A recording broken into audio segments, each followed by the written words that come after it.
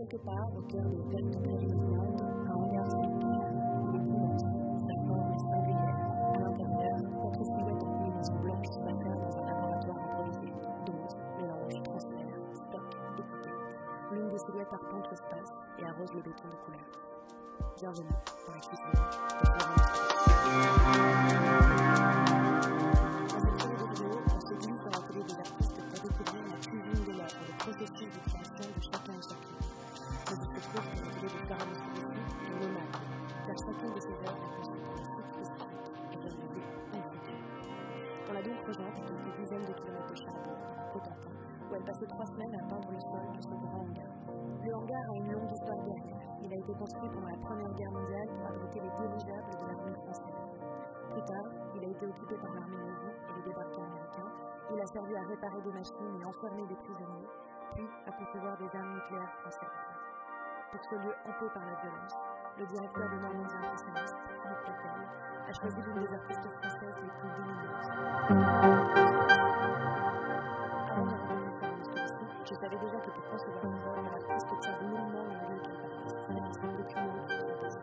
Elle transforme ses deux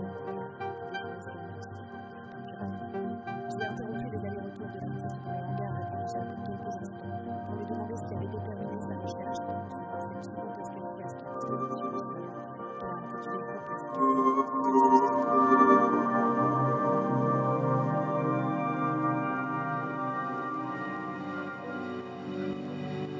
Donc je suis venue en repérage et c'est vrai que moi ça m'a fait rêver et puis ça m'a donné envie de faire une peinture dans ce lieu. C'est un lieu immense, incroyable. Voilà, j'ai vu assez vite aussi les contraintes, les trous dans la toiture, le fait qu'il y avait de l'eau et qu'il fallait composer la peinture avec toutes ces contraintes et faire avec. Mais ça c'est des choses qui m'intéressent, l'aspect ingrat aussi que peut avoir un lieu et pas juste le côté beau, on va dire. Et je pense que ce qui m'a intéressée, c'était aussi l'ambivalence qu'il peut y avoir entre tout le rêve autour du dirigeable, qui était quand même un moyen de transport à l'opposé en fait de l'avion finalement, puisque quelque chose qui pouvait être très spacieux, assez lent, donc plus proche du bateau finalement et qui est un peu dans la continuité de la montgolfière et donc tout un rêve d'aventure autour du ciel je trouve avec ça. Et puis après il y a le ciel en tant qu'espace commun géopolitique et aujourd'hui c'est quand même aussi beaucoup dans le ciel que se passent les guerres donc il y a quand même beaucoup je pense de désillusion et quelque chose d'assez sombre, d'où le titre de l'œuvre, Hopeless Sky.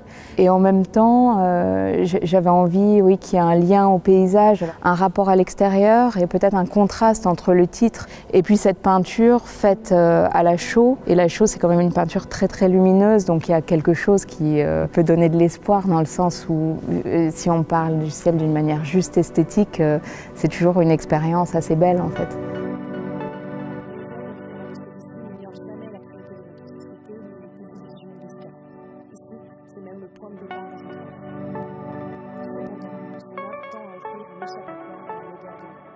Ces immenses peintures immergent les visiteurs et visiteuses dans le monde flottant de la couleur et de la lumière. Pénétrer cette peinture demande de ralentir, d'observer, de ressentir, d'oublier ses blessures pour un instant, de s'en laver, de se soigner, pour mieux revenir à la réalité, remplie de lumière. J'ai voulu savoir comment elle était venue à cette peinture qui ne confine pas son univers en rectangle d'une toile, mais contamine tous les espaces qu'elle investit. Elle m'a raconté la façon dont, durant ses études à l'école des Beaux-Arts de Cergy, elle réalise une toile toujours plus grande jusqu'au jour où elle s'est mise à peindre sur les murs et le sol de la toile. C'était inspiré en fait des effets de lumière qu'on peut avoir quand on est sous l'eau à l'intérieur d'une piscine. Et pour moi, ça a été une sorte de révélation, c'est-à-dire que ça a été très jouissif à faire, mais aussi le fait de pouvoir être dans la peinture, je pense que ça rejoignait des centres d'intérêt que j'avais. J'ai beaucoup regardé Jacques Demy dans mon enfance, et donc le rapport à la peinture dans la ville ou dans d'autres lieux, qui s'étend aux vêtements, aux objets, à l'espace. Je crois que j'étais déjà un peu imprégnée de ça. Et que finalement, cet aspect immersif, je me suis rendu compte que c'était quelque chose d'important.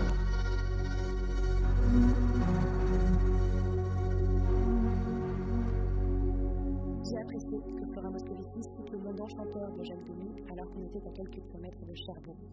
J'ai compris la forme d'œuvre d'art totale que le cinéaste lui avait inspirée et comment il était très vite devenu évident pour elle que sa peinture, née dans l'atelier, était destinée à envahir le monde, à le réenchanter.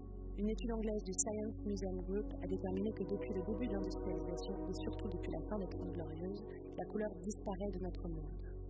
Les humains produisent en effet de plus en plus de blé noir, gris ou blanc et de moins en moins d'objets de toutes les autres couleurs. Lorsqu'on évolue dans la ville, les seuls espaces d'évoluer aux couleurs sont les espaces publicitaires. Il y a une dimension de joyeuse tentation dans le choix de Flora Moscovici d'échapper à la normalisation du monde, à sa réduction à une série de biens de consommation standardisés qui plairont au plus grand nombre. Elle envahit l'espace public de monumentales œuvres colorées qui sont des ouvertures sur le monde des rêves. Elle remplace les panneaux publicitaires devinant par des champs de couleurs. Elle recouvre la bâche des travaux du ministère de la Culture par un paysage abstrait. Et ici encore, dans ce bâtiment gris à l'histoire si sombre, elle pratique une forme de magie colorée en appliquant ce pansement de peinture sur le sol. Mais venons-en au détail du rituel auquel l'artiste procède, à ces centaines d'allers-retours dans ce bâtiment froid et humide, chargé de son ventre rond et de son étrange machine à diffuser la couleur. Comment Flora Moscovici crée-t-elle cette œuvre ?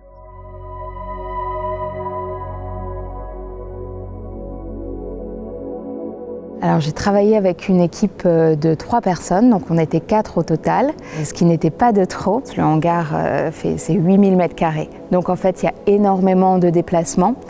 Et surtout, je travaille toujours avec beaucoup de mélanges de couleurs parce que je cherche des teintes qui vont nous permettre de fondre la peinture dans des teintes déjà existantes dans le hangar. Donc on commence vraiment par faire des gris couleur béton, en fait, couleur du sol, couleur des murs, des verts couleur mousse. Et puis petit à petit, on cherche d'autres couleurs, des couleurs de ciel, des bleus plus intenses, puis après des déclinaisons de gris colorés, des choses comme ça. Et à un moment donné, se dire, bah là, on va essayer d'aller plus vers le feu, etc.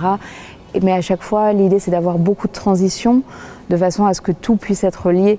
Donc en fait, c'est énormément de mélanges. Et puis après, il y a tout un travail de logistique parce que je peins avec un pulvérisateur à pompe qui est un outil de jardinage ou un outil agricole en fait et qui permet de travailler sans électricité.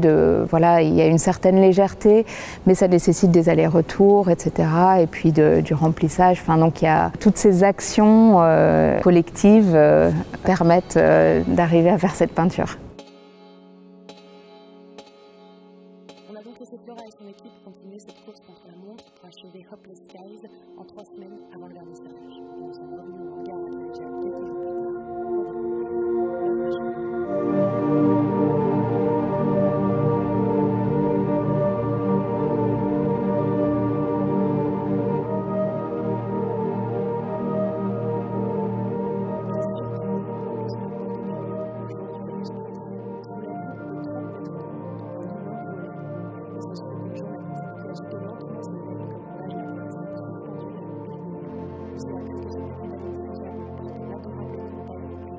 J'ai évidemment immédiatement rejoint la queue pour tenter l'expérience.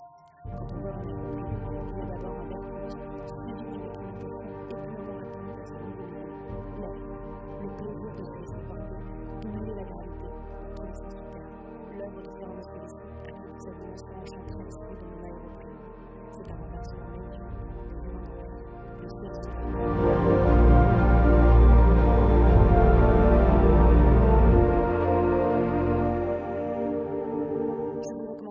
Cette expérience physique de la poésie si vous avez l'occasion de vous rendre dans le Cotentin cet été. Vous avez jusqu'au 31 août pour voler en aéroplume et jusqu'au 22 septembre, dernier jour de l'été, pour admirer